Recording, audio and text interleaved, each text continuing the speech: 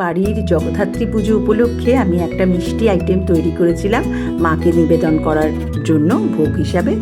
তার জন্য লেগেছিল হচ্ছে 3টে আইটেম: আখের গুড়, সাদা তিল আর বাদাম। ওভেনের দুদিকে 2টো কড়াই বসিয়ে নেবেন, একটাতে গুড় চাল দেবেন আর একটাতে বাদাম আর তিলটাকে ড্রাই রোস্ট করবেন।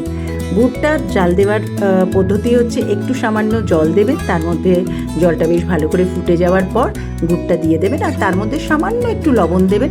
আমি সন্দক লবণ ইউজ করেছিলাম কারণ এটা পুজোর ভোগে আমি ব্যবহার করব, তাই জন্য। তো খুব সহজ। জাল দিয়ে যাওয়ার পর একটু চিটচিট হওয়ার পর গুড়টাকে একটু ঠান্ডা করে ওই ড্রাই রোস্ট করা বাদাম আর তিলটা দিয়ে দেবেন, দিয়ে নাড়াচাড়া করতে করতেই তৈরি হয়ে যাবে মুরগি, আর মাকে নিবেদন করে দেবেন ভোগ হিসাবে। সবাই ভালো থাকবেন, খুব আনন্দে থাকবেন। ধন্যবাদ।